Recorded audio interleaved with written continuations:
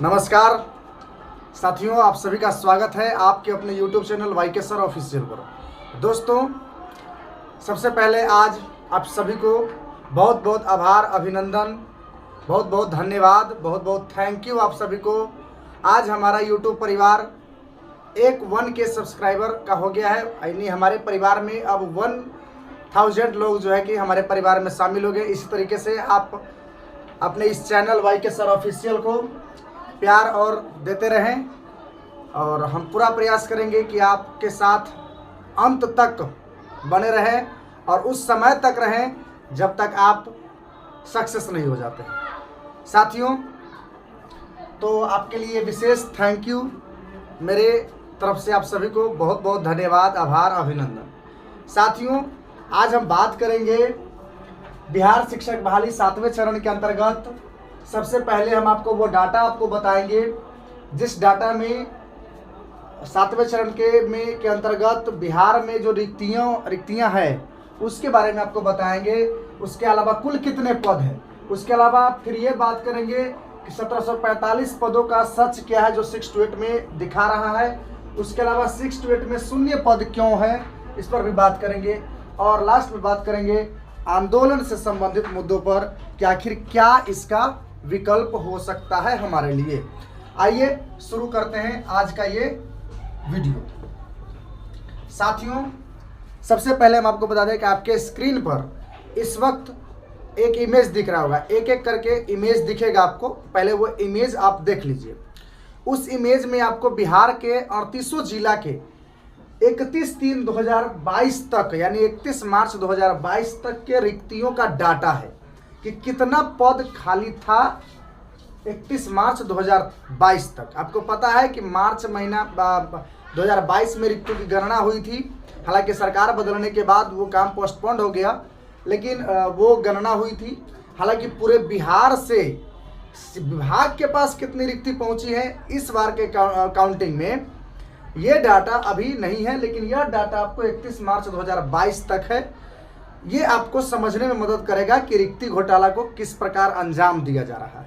साथियों, उसके अलावा 6 to 8 के शिक्षक अभ्यर्थी के भविष्य पर प्रश्न चिन्ह लगाने वाले नेताओं को मैं ये कहना चाहता हूं कि हम तुम्हारे भविष्य पर भी प्रश्न चिन्ह लगाने का काम करेंगे आगामी विधानसभा और लोकसभा के चुनाव में, अगर सही ढंग से रिक्तियां नहीं आती है तो। आइए एक एक करके बात करते हैं। सबसे पहले आपको बताते हैं 1 से 5 में 31 मार्च 2022 तक। आपने देखा अभी इमेज में भी, आप रोक के भी चाहे देख सकते हैं, जिला वाइज उसमें दिया हुआ है। 64,391 पद है और 6 to 8 में 45,650 पद है, पूरा 38 जिला है। तो अब जब 45,650 सीट था 31 मार्च 2022 तक, तो सीटों की संख्या 2023 में बढ़ना चाहिए कि घटना चाहिए। घटना में भी तो इतना घटना कि साफ साफ खत्म कर दिए। अब देखिए, इसके बाद आपको बताते हैं कि अगर हम मान लेते हैं कि इस 2023 में, यहाँ समझिए, 2023 में मात्र 5000 पद भी अगर बढ़ेगा, हालांकि बढ़ेगा इससे ज़्यादा बढ़ा है, लेकिन 5000 पद की हम बात कर लेते हैं, तो कुल पदों की संख्या 6 to 8 में आपको 50,000 के लगभग पहुंच जाएगी, 50,000 के लगभग। अब इस 50,000 में से नियम कहता है कि वो 50% को आप प्रमोशन दे दीजिए, तब 25,000 सीट जो है नियम से चलेंगे तो 25,000, इस पर इसका भी सच्चाई आपको बताएंगे। 25,000 सीट जो है वह प्रमोशन से भरेगा। अब प्रमोशन किसका होगा?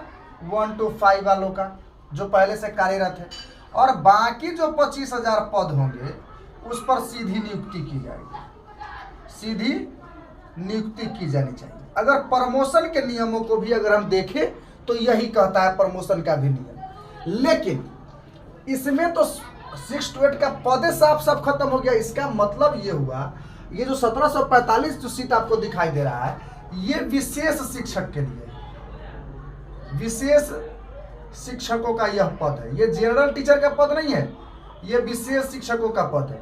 इसके अंतर्गत वैसे बच्चे जिनको विशेष आवश्यकता वाले जो बच्चे हैं उनके लिए आपको ये 1745 शिक्षकों की नियुक्ति की जाएगी। इस प्रकार हम देखें तो 6 to 8 में शून्य पद हो जाते हैं।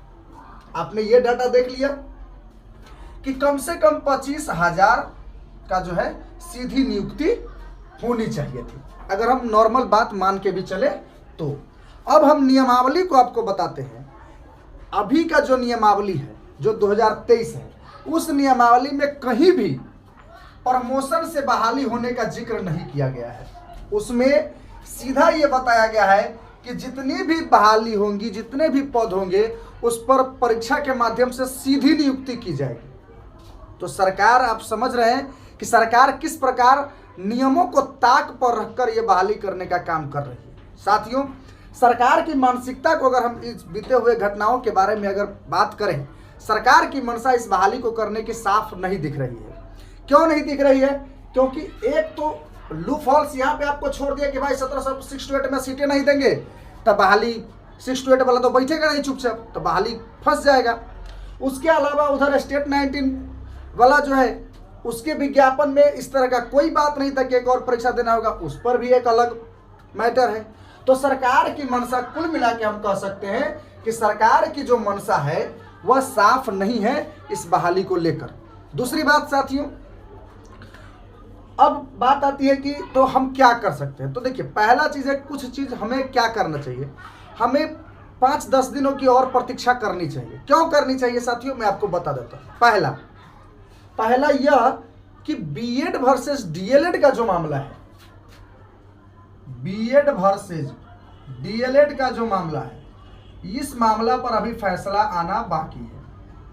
अगर हम मानते हैं कि बीएड वर्सेस डीएलएड फैसला यानी बीएड के पक्ष में आता है, बीएड के पक्ष में आता है, तो चलिए बीएड के जो अभ्यर्थी हैं उनको एक मौका रहेगा कि वह 1 to 5 के सीटों पर बहाल हो सकेंगे। लेकिन अगर बीएड के विपक्ष में आता है फैसला, अगर विरुद्ध आता है फैसला, तो वहां आपको परेशानी बीएड के साथ हो जाएगी। साथियों, उसके अलावा बीएड के जो अभ्यर्थी हैं, जो बीएड पास अभ्यर्थी हैं, उन अभ्यर्थियों में सबसे पहले ये चीज देखना होगा हमें कि तो एक तो ये होगा कि बीएड वर्सेस डीएलएड का फैसला आने की हमको प्रतीक्षा करनी चाहिए। दूसरा, 2 मई को कैबिनेट का बैठक है, उस कैबिनेट के बैठक में अप्रूवल मिलता है या नहीं, या क्या होता है, इस पर भी हमें थोड़ा सा इंतजार करना चाहिए।